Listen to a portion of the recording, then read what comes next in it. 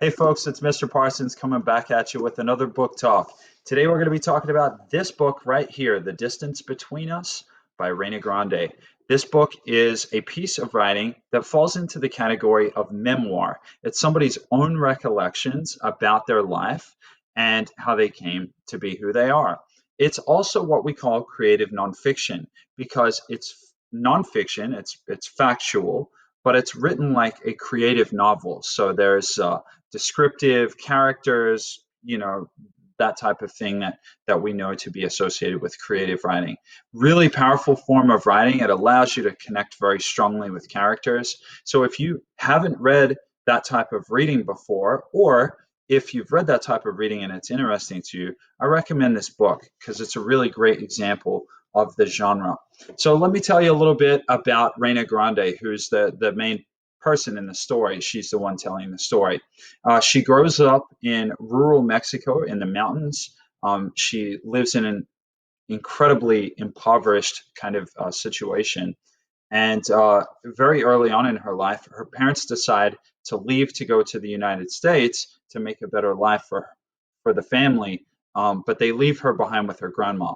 And it's years before they're reunited. And so that whole process of bringing the family back together is really a large focus of this particular novel. It's a journey fraught with peril, illegal border crossings, and economic kind of despair and trying to create the right situation where the family can be successful and Reina can be successful.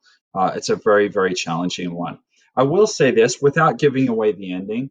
One of the things that I love about this book is Reina is able to overcome all the obstacles that she faces. She really goes through a lot in her life and yet finds this internal strength that helps her carry on even in the most difficult times. So that's something I can appreciate and I identified with as I was reading. It's also empowering to hear her struggling with the roles of males and females in her household. Males tend to have a lot of power in her household, and females don't have a lot of power in her household. And so she wrestles with that throughout the novel and eventually comes to terms with that and finds equality in her situation. So that's something else that I really appreciated about this book. I believe very strongly in equality between the genders. So very powerful novel. And I'm just going to read a selection for you now that kind of speaks to some of the themes that I was just referencing. This is an excerpt from chapter 12, and this is when her parents, who have moved to the United States, decide to separate. 2.5 years after my mother went to live in the United States, my father told her that he didn't love her anymore and that he no longer wanted to live with her.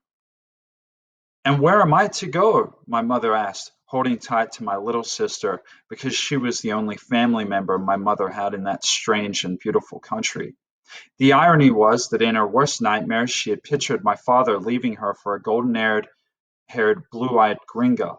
But the woman who stole her husband was a Pasana, a Mexican from the state of Zacatecas. What was it about her he liked?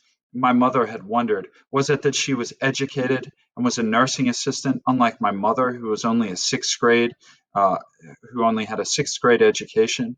Or was it the fact that this woman was a naturalized U.S. citizen and could speak English, unlike my mother, who, as hard as she tried, couldn't seem to make sense of the strange words that rolled off the tongues of Americans? Did my father see that woman and her American privileges as a way to a bigger future, a future that my mother, with her limitations, couldn't give him?